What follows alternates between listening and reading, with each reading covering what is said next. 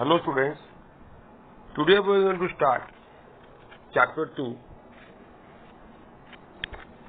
of physical quantities and measurements. We have already completed chapter 1, now we are going to chapter 2. The first topic of this chapter, as you can see, is density. Density. Now what is density? Density is a measure of the compactness of an object. For example, if you have 1 kg iron, then that will be in a shop, that can have a small volume. But if you have 1 kg cotton, that will take a large volume. Both are having the same mass, but yet there is a large difference in volume. Why? Because of the density. Suppose you fill a bag with cotton and similar bag you fill it with sand, you will feel that the bag with sand is heavier. Why it is? Because cotton is less denser, or you can say that sand is more denser than cotton. So actually density is the compactness. And as you can see, the figure given here, these two figures shows that equal boxes having different mass. Why? Because the number of molecules in the two boxes are different. In the first box, there are large number of molecules. So in a given volume, the mass will be more, and that is called the density. Actually, density is nothing but mass in a given volume, unit volume. That is called mass. Okay, now density. Now what is density? Density is defined as the mass of a substance present in a given volume. Mass per unit volume, that is called density. So density is defined as the mass of a substance present in a given volume. Mass per unit volume, that is called density. Okay? The density of an object remains the same. Density does not change. Whether suppose you are talking of density of iron, so whether the iron is in the shape of a ball, or is in the shape of a rod, or it is in the shape of a wire, or any other shape, the shape and size does not matter. Okay? So density is irrespective of the shape and size. Whether it is big, whether you are taking a big piece or small piece, whether you are taking a large piece or small size, that thing does not matter. Okay, so density is fixed. Density can be changed if temperature and pressure are changed. Then we can change the density. Now, how to determine the density? Determination of density. So as we know, density is what? Density is mass per unit volume, or the formula for density is equal to mass by volume. So it means that we have to find the mass and density and volume of any substance whose density we want to find out. Now how to find the volume and how to find the mass?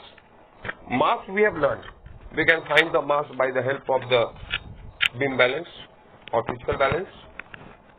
Okay, but regarding the volume, there are some formulas that you will study in maths also in the next classes, or that if a body is in the shape of a solid, regular solid, like it is in the shape of a cube, cuboid, cylinder, sphere, cone, then there are some formulas. You must be knowing the formula of cube and cuboid also, or maybe studying maths. So there are some formulas for the volume of regular solids. But the thing is that if it is not so, then we have to measure if the solid is not a regular one, it is just a stone, irregular piece of stone, then we can measure it by two ways. either by the help of Eureka can or by the help of measuring cylinder. Now what is Eureka can? Let's see. As you can see, Eureka can is a beaker having a spout near its end. From near the top, there is a spout. And first of all, what we'll do, we will fill the water up to the spout. As much water it can hold, we will fill it. And keep a beaker here. And then we will put the solid inside it. So when the solid will come here, then what we will observe, that some water will fall into the beaker. Some water will fall into the beaker. And with the help of a measuring cylinder like this one, we can find what? We can find the volume of water collected in the beaker, this volume. So whatever is the volume of the water, that is the volume of the solid immersed in the Eureka can. So this way we can find the volume of the solid. And regarding mass, so we can find easily the mass of the solid. How? We can find the mass of the solid by the help of the physical balance. And then we can apply the formula of density is equal to mass by volume. By this formula we can get the density. Okay? Now, in place of Eureka can, if it is a small solid, we can also use a measuring cylinder. Here you can directly get the volume. First, what you have to do? First you fill the measuring cylinder up to any mark. Let it be V1. Suppose it was initially here, V1, and after a stone is tied, it became V2. Okay, it became V2. Okay, so a mark was here. When the stone tied was immersed in the can. So what we can find out is the difference. The difference V2 minus V1, this difference is actually the volume of the solid. This difference is the volume of the solid. And again, the V2 minus V1, as you can see here, is what? Is the volume, this V2 minus V1 is the volume of the solid.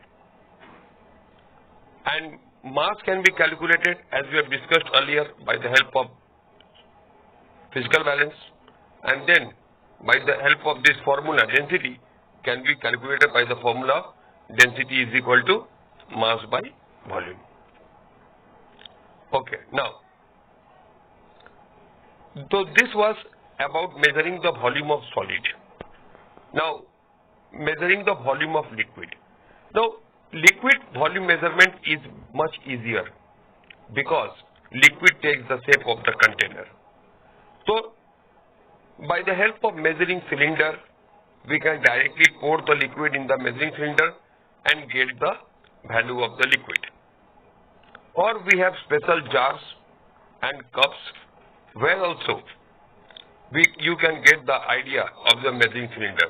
You must have observed on the top of the medicine bottle cap, you have a small plastic cap and some markings are made, 5 ml, 10 ml, 15 ml. So similar marking we have on a big jar or cylinder. So from there we can exactly get the volume of any liquid.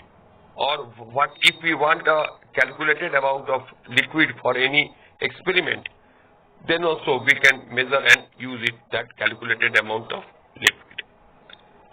So you can see in the figure, measuring jars, measuring beakers, and here we have measuring cylinders, and here we have the measuring cylinders. So this way we can use any of these instruments, any of these devices to measure the volume of liquid. Okay students, so that's all up to here. In the next part we will complete the chapter. Have a nice day.